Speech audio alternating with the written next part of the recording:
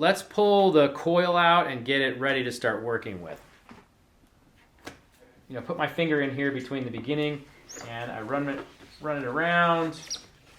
And the last one that my finger touches is going to be the longest one. So this one here. I'm going to pull this coil out. And I'm going to take this lid. I'm just going to set it over on my water bath. I'm just going to leave it there the whole time. You want to keep it damp as you're working. Every time you pull a new strand of reed out of the coil, you have to determine which is the inside and which is the outside of that strand. The easy way to do that is to grab the bit of reed at the end and to bend it, do a really sharp bend. You should see on one side some fibers raising up, and on the other side it should stay pretty clean. It's a little harder to tell with this premium reed. If I take the smoked reed here, I bend it this way and it's bending really cleanly. There's also a little bit of extra sheen on this side. If I bend this side, I can see the fibers starting to break and tear. So this would be the inside face. This side here that's clean, that would be the outside face. Pay attention to that every time you pull out a strip. Make sure you get the correct side facing out, the smooth side out, and the rough side in. When we're working with the warp, we always come forward on the bottom and go back on the top. We're going to go back and then come forward. So I'm just putting a couple of wraps on here so that the extra sits on the bench and I don't have to fight with it. For these first few wraps of the warp, on the very first one, we're going to overlap on the bottom. We always do our splicing on the bottom. So we're going to end up overlapping this piece. So in the end, every splice in the seat is going to be held together with the friction that you gain by weaving all these layers together. We're going to be using the wire to hold the splices in place as we work. But when we're done, any of the splices that don't get hidden by the rest of the weaving on the weft that goes back and forth, we cut those off and we pull them out. So we want this, the overlap here to be pretty long. We want as much friction as we can get because we don't want the ends of these strands to come loose and look loose when we're done weaving. So I'm going to assume that this end strip here is going to go all the way back, almost all the way to the back of the chair, maybe a few inches from this back rung. So I need to taper. I need to do a normal taper from 3/4 of an inch at the front to 1/2 an inch at the back. So I'm going to just pull this back out this way, get my cutting board here, turn it over so you can see it a little bit better. And so if I need to estimate how far the taper should run, I can use the rungs right underneath this cutting board. And I can say, okay, that looks pretty good. I tend to do these cuts in steps. So I'm just going to use my eye to guess at 1/2 an inch. That looks about like 1/2 an inch there. So it's a really gradual taper. I'm going to start here. I want it to be full width when it wraps around the front. So I'm going to do as shallow an angle as I can get on this taper. And after I've gone a ways, I'm going to turn the knife a little bit. I'm just going to let it follow the grain of the reed and split off. Okay? I'm going to come in and do the same thing. I'm going to kind of try to take a taper, and then go straight. And if I get to the end, and that straight cut is right next to this part I've already cut out, then I need to not take as much taper. Well, I'm done if it's at this cut here, but I don't have a lot of width left before I get to this initial cut that I made. So I'm going to have to just take a really shallow taper, and then come straight down. A little shallow taper, come straight down, and that did it. I almost got to my line here.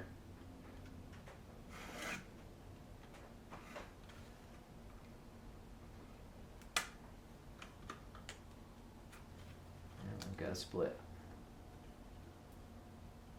Okay, so I jumped out of my line here. There we go. Okay, so I've got a little bit left here. If you end up with just a little bit, you can hold the piece up and just kind of shave it till you get to where you want. So now I've got a nice gradual taper from a 1/2 inch on this end, to 3/4 on the other. So this piece is then going to end up like this. Okay, so now we have more of what it's going to look like every time we do a wrap here. We're going to have to cut from full width to a taper, and then as the piece comes around on the bottom, it's going to have to start at a 1/2 inch and go back to 3/4, and that's all one cut. We do that all at once. So I'm going to say that this is the front of this strand, so I need my taper to start here. I'm going to bend it around my little cutting board, and it's going to be full width here. It's going to be a 1/2 inch back there.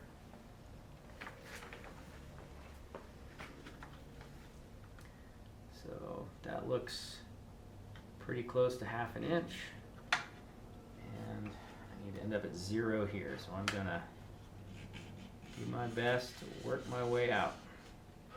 The knife has a tendency to want to follow the grain of the reed. What you don't want to be doing here is getting out a straight edge and trying to use a straight edge for this job. Okay, so now I've got my 1/2 inch width here. I'm just going to constantly use the rungs that are in place as my length, to check my length. All right, so I want to end up at this width down here. I'm going to start at 0 and try to gradually make my way in. At some point, when you think you're getting close, just follow the grain all the way down to that first cut. And you can see that I didn't quite get there, so try to find out where that taper left off. Start it back up again, and then make another short straight cut. Okay, that's looking pretty good. All right, so I've got my loose end, got my freshly tapered piece around. At the beginning here, you want to make sure, because you're working with a loose end, make sure that the outside of the reed is still facing out.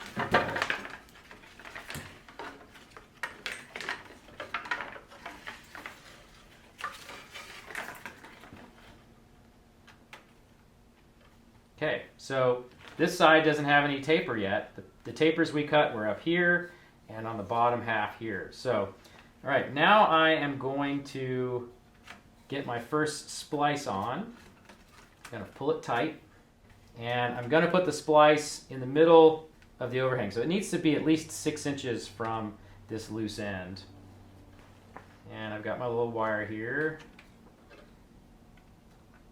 I like to go around twice, so I'm going to twist it.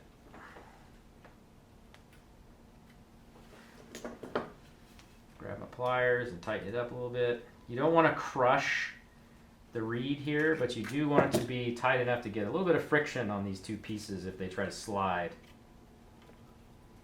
Okay, cutters. Usually cut it off pretty close. And then I always try to press that down flat. You can't do this first strand very tight because, like you saw here, it'll want to twist one way or the other as it hits this side post.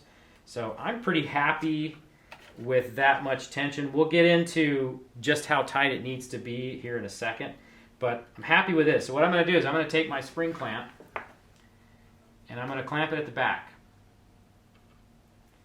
Really, the only thing you can do wrong with the spring clamp is clamp too far into the opening, because if you, when you clamp it here, if you clamp it right on the apex, on the top and the bottom, the strand will shoot off straight, and that's what you want.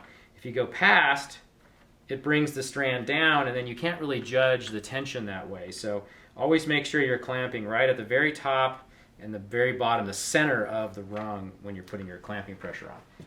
Put my clamp on.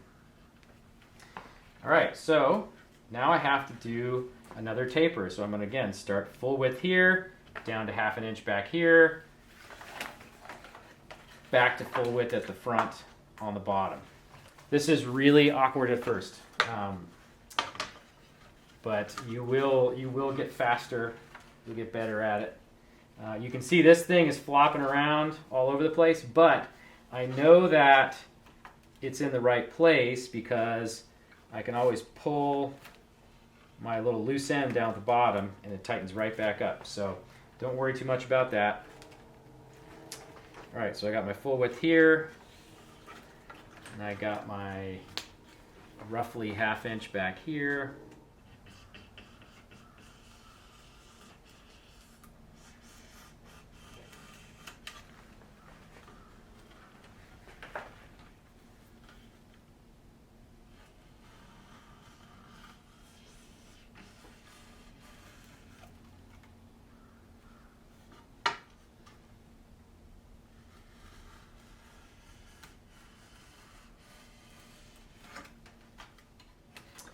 Okay, so we've got our first strand that we can pull against our clamping pressure. I'm going to go ahead and wrap this around, push it back through. All right, so if you're going to be doing a 3x3 weave, you have a little bit, you need a little less slack in the weave than you would if you were doing a 2x2. So here's kind of how I judge that. I'll take this bottom strand and I'm going to pull it tight across the bottom. I don't want any slack on the bottom of this strand. Okay? Don't worry about this first one. It's a starter course. It's always going to be doing weird things until we get a little further down the line. I'm going to use my fingers. I'm going to pinch this end so it doesn't move. Then I'm going to pull the back side around and grab it with my fingers under here. And I'm going to test the tension here.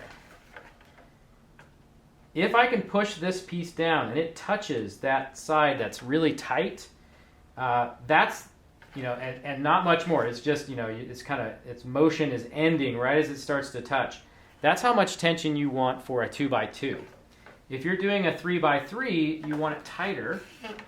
You want it to stop moving about halfway. So right about there. You don't want it to quite touch the straight section on the bottom. So I'm going to have to move this clamp and pull this over because of the angle here. So I'm pretty happy with that tension. We're still very close to the beginning, so I can go ahead and clamp the back. Now I can let go. We're still really close to the beginning, so if I have too much slack, I can adjust it by working the material around and pulling this loose end. If I don't have enough slack, I can slide it the other way. I can loosen things up. But now that I've got the clamp on, I can see that it's starting to resist as it gets really close to touching, but it's not quite touching. Okay, so we're going to repeat this process until we get to the quarter mark here, and then we'll check our work and see how things are going.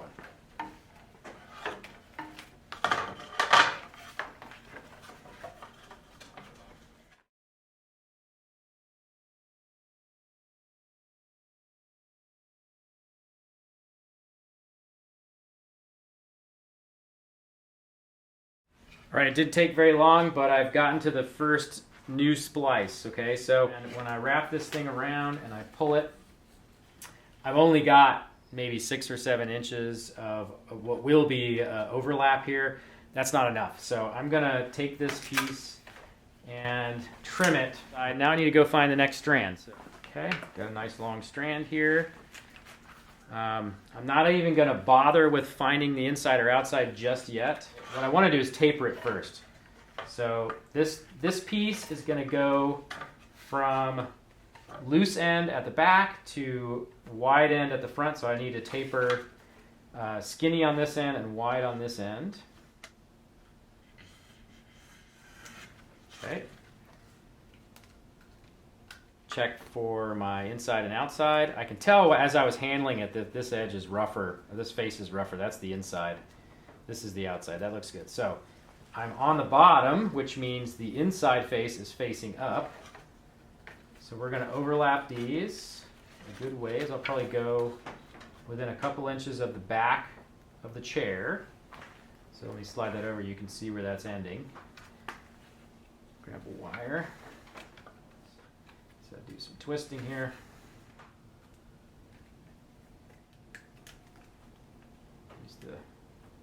I have to be really careful here when I try to put the tension on this strip that I don't rip the splice out.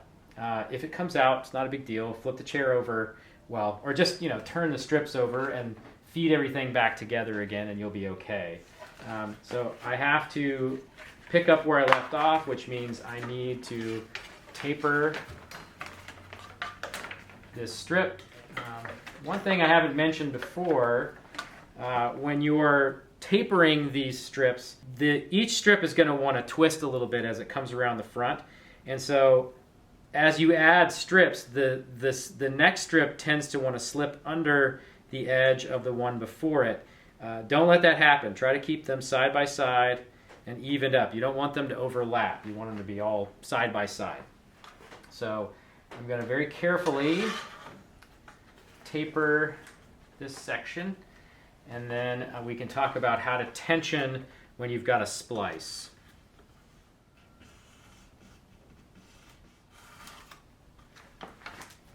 Okay, so I have a bit of a mistake here. So you can see that I thought I was going to come out of my taper here, and it jumped back in on a grain, on a section of the grain. I'm going to pull this tight here. I'm still a good ways away from this rail, so I have enough time to get out of this cut.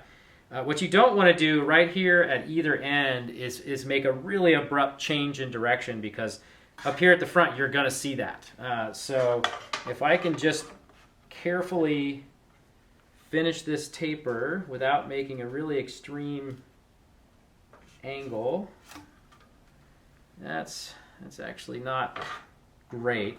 So what I'm going to do is I'm going to pull it out away from the frame, and I'm going to see if I can come back from the other way and just sort of shave it down and ease that edge.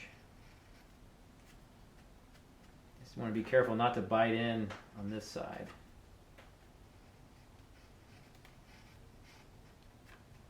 And you definitely don't want a really abrupt change out here on the front edge. That's going to be not very attractive. Okay, so that looks better. Now when I lay it down, it's nice and clean. Okay, so do the other end on the bottom. You can have those little jumps, little grain jumps out here in the middle, because chances are it's going to get covered up with weaving in the other direction. Okay, so take a little more.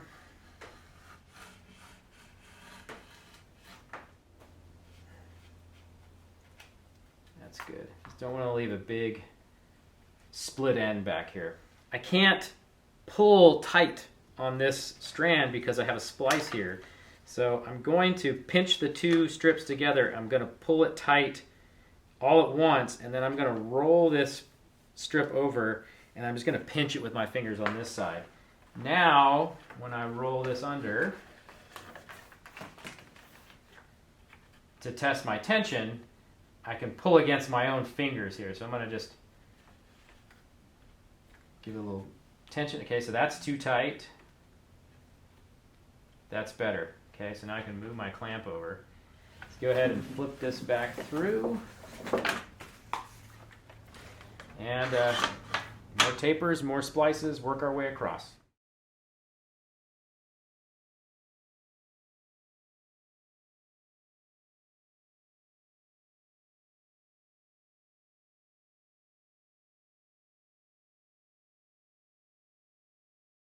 All right, so I've reached my first waypoint here. I've got 1/4 of the way mark here and 1/4 of the way mark there.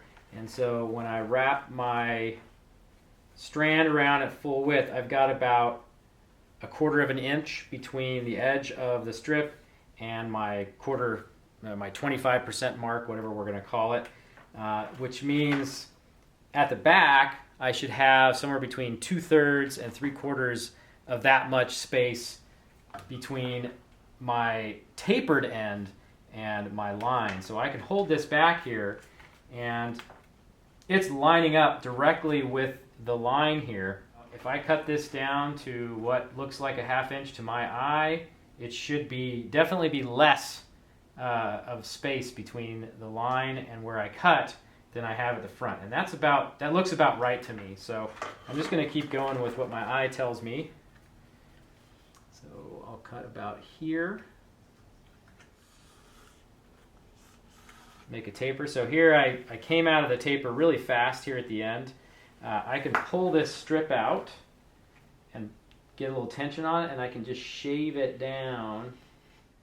I'm just trying to avoid having a bulge, and not really for the look of it, but for the ease of weaving later on. If you have a strip that bulges out and comes back in, when you start going up and down across through that warp, it's going to fight you a little bit. Okay, so I'm going to pull this out, and I need to go back to full width on this end.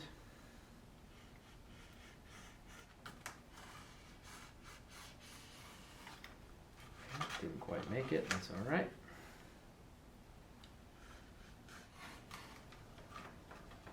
Okay, that looks pretty good. Okay, I've got a little bit of a flyaway here. It's really easy to fix this before it's woven onto the chair.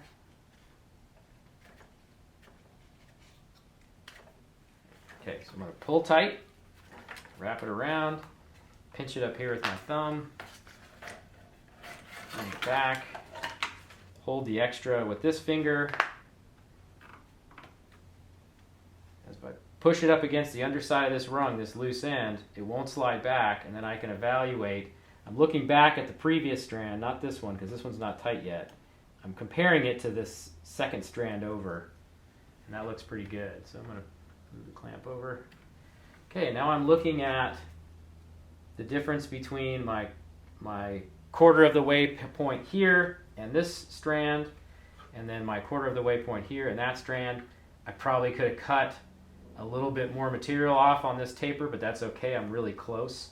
And there's probably a chance that these strips could be packed a little bit tighter, and that would open that up as well. So let me put some tension on this. I'll just check to see how tight these are.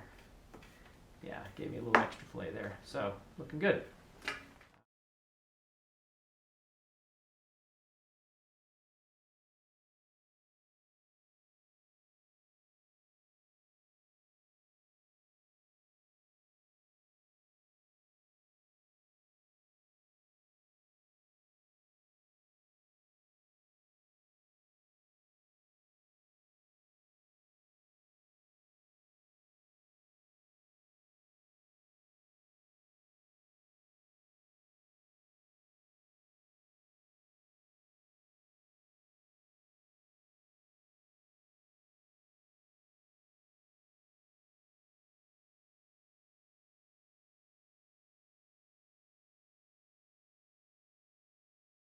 All right, I've worked my way almost to the halfway point, and I've noticed something about my tapers. I'm not tapering them enough.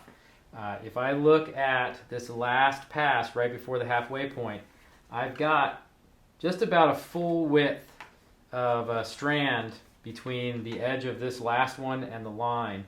Come back here, and it's not even like a third or a quarter of the width of a strand, which means I need to start taking more material off on the back than I have been.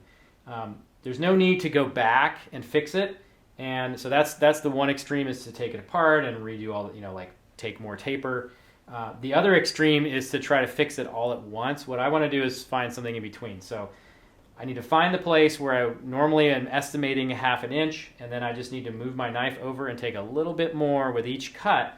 And hopefully by the time I get over to the 3/4 point, I will have corrected for that mistake. Yeah, just don't try to fix it all at once. That's the really important thing. So let's keep going.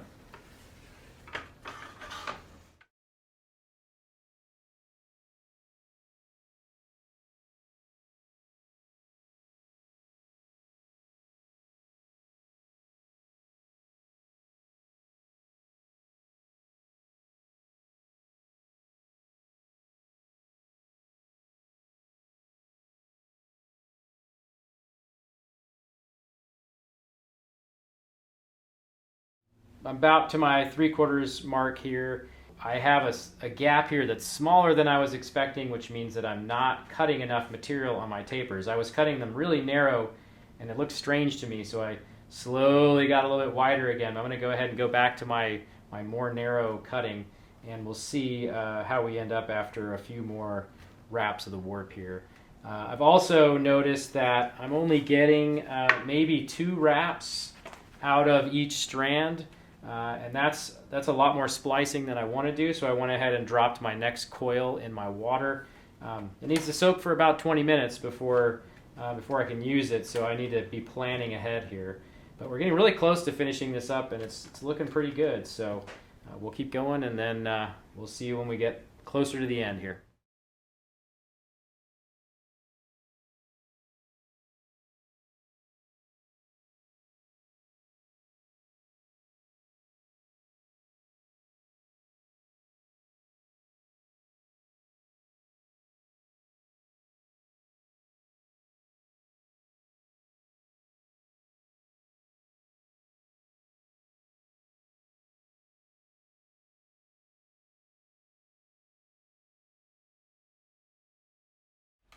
Okay, I'm getting close to the end here, and I'm just starting to check how things are going to work out. I've measured the distance from the inside of this leg to this last strand here, and it's going to work out evenly that there will be 5 more strips.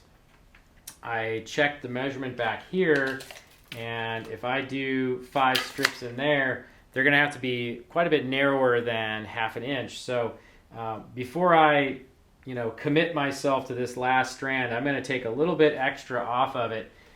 This is one of those things near the end where you're just constantly doing little checks on your work to make sure that everything's going to end up even and clean.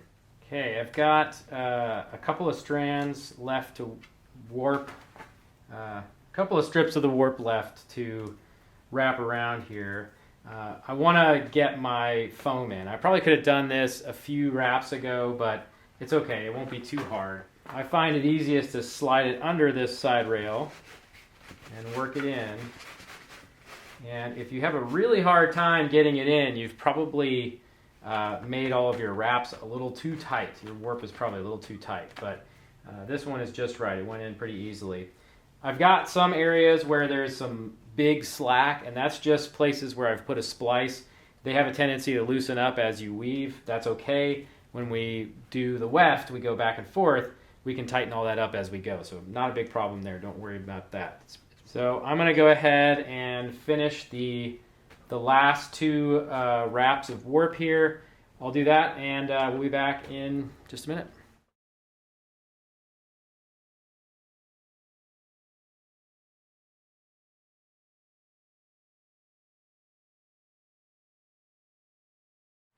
All right, I made my last wrap here. I've got my extra hanging out.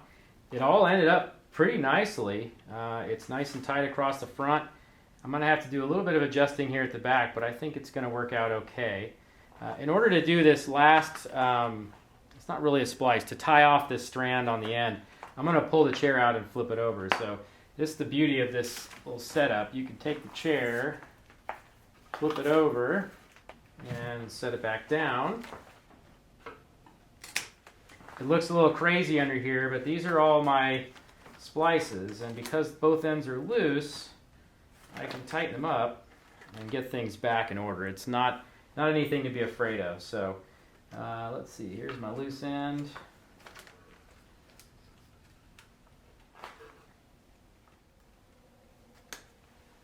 At this point, we're ready to start putting the weft in, which is the stuff that goes back and forth. This side here is starting to get kind of dry, so I'm going to want to grab a mister or a little spray bottle and kind of make sure that everything's damp before I try to keep going.